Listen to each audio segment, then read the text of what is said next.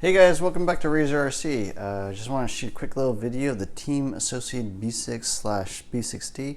I've had this kit for a year now. Basically bought it in April of 2016. And I bought both the B6 back then, and then 6 months later I basically sold my B6 because it was getting a little worn out, a little beat up. So I sold it and bought a fresh new B6D and configured it essentially the same way, which is B6D with the laydown transmission. So I've had a fair amount of experience with this car. This is my main race kit. When I do race, I don't race a whole lot, but when I do, I bust this out. So just want to shoot a quick little review of this car. And let's start by kind of taking a look at what's going on in my particular kit. So I've got Savox 1258TG servo, Sanwa RX 462 receiver, Hobbywing XR10 just stock ESC, Reedy 17.5 short stack motor.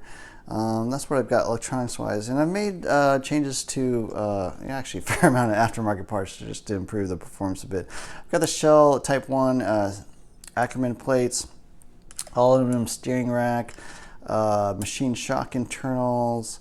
I've got basically this Polypro little plastic pinion here, laydown obviously, 25 gram C block.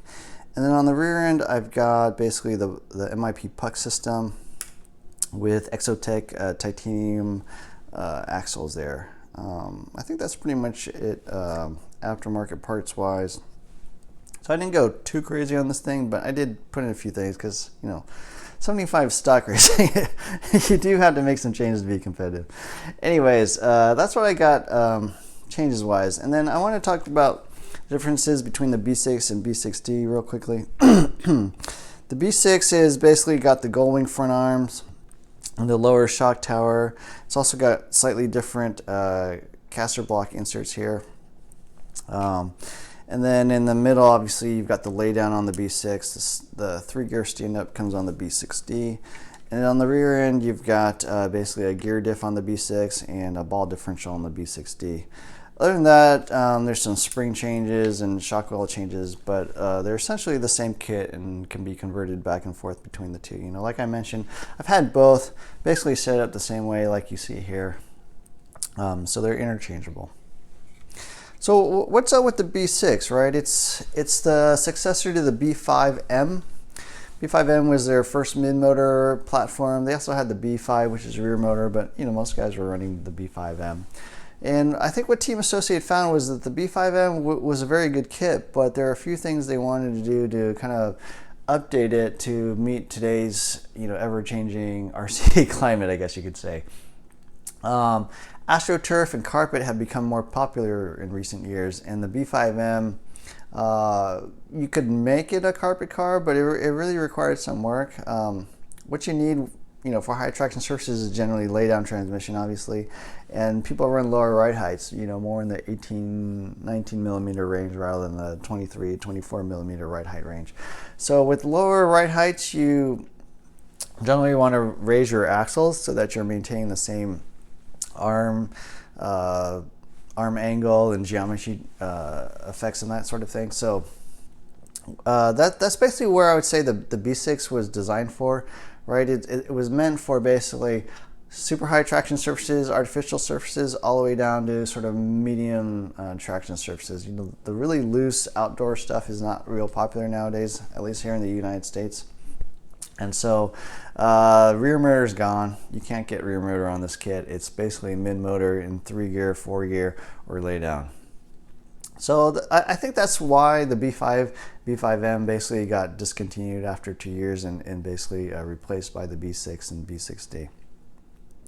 So I wanted to talk about and rate this kit in a bunch of different categories. And it's a little bit weird to rate this kit nowadays. And the reason I say that is because when it came out a year ago in April of 2016, it featured a lot of design choices and interesting adjustments you could make that most of the other kits on the market didn't provide.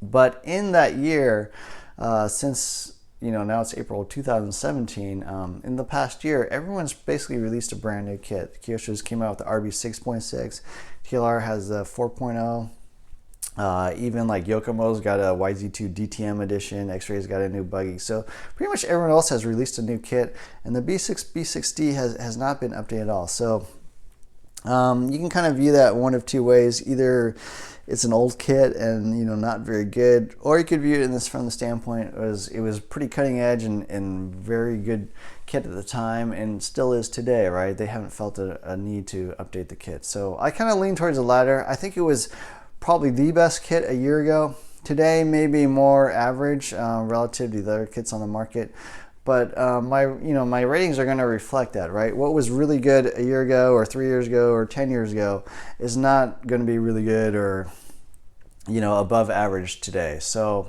keep that in mind when I review this video. I'm reviewing in 2017 and not 2016. So first thing I want to talk about was the build, and the build was it was okay. No major issues. I did have two things I didn't particularly like. One is that basically this front top plate here. Let me get this out of the way. Basically this front top plate, you have to Dremel out a little bit. You can see this little curve I made here where I had to Dremel, and that's because basically the steering drag link was hitting it when you went to full right. So kind of annoying. It's a well-known associated issue. They all acknowledge that is an issue, and you pretty much either have to Dremel out that top plate, or the other thing you can do is basically lower the ball stud here on the ball stud washer here on the ball stud. Not a big deal, but kind of annoying that you have to Dremel stuff out here in 2017. The other thing I didn't particularly like is that the motor mount screw here. Basically, you can't get at that with a hex driver because this mudguard or chassis rail would get in the way. So I had to Dremel that down a little bit to give you some clearance there. So that was a little bit annoying. You do have to cut out the body and wing. Parts still come on parts trees. So I give it a little bit below average score. I'm going to rate it a 4 out of 10. Not bad, but a little below average. So the next thing I want to talk about was the design, and this kit, when it came out in 2016, actually had a lot of nice design features, right? You could convert from lay down to stand up with using the same chassis. You have forward mounted shocks.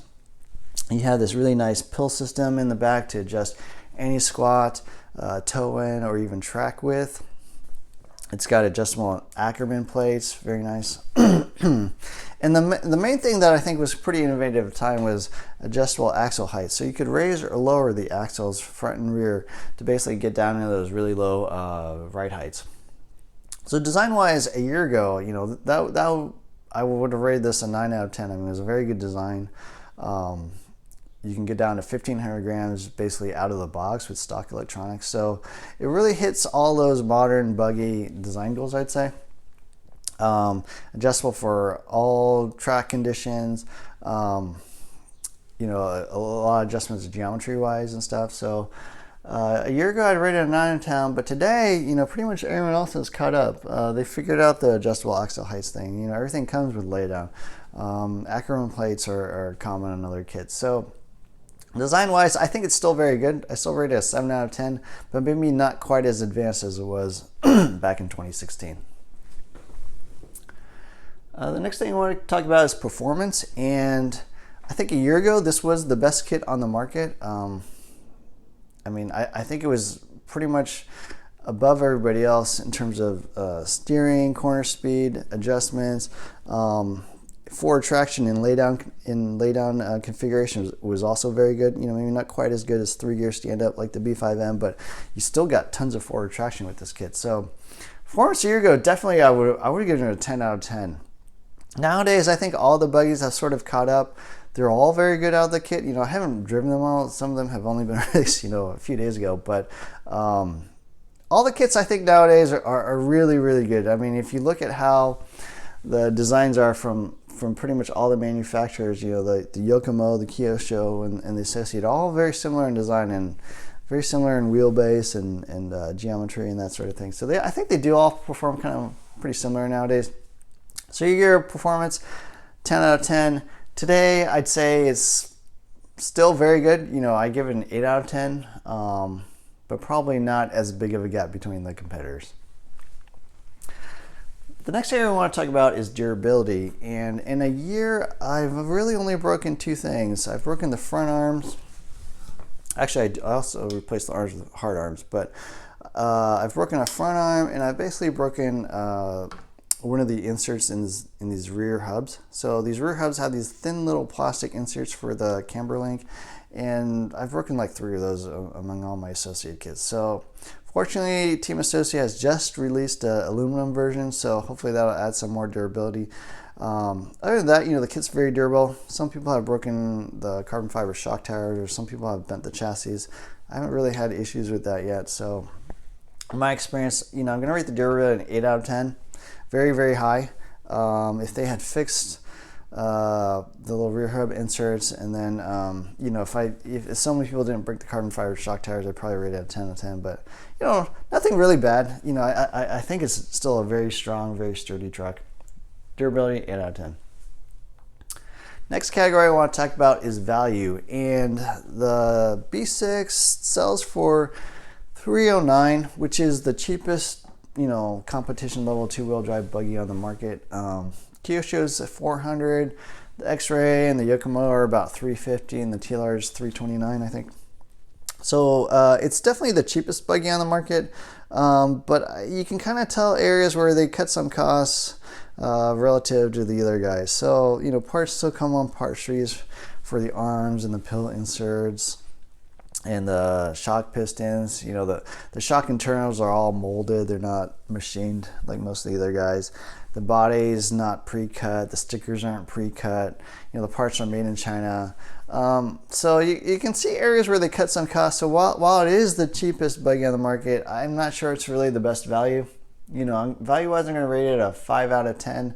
I think it's pretty much average. But, I also feel like pretty much all the other kits are about average. I think they're all very equal when it comes to value-wise, right? Some I might score a 4, some I might score a 6.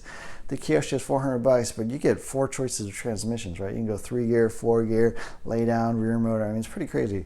Very nice shocks, etc. Very nice plastic. So you kind of get what you pay for, I think, today with 2-wheel drive buggies. So they're all kind of average in my opinion.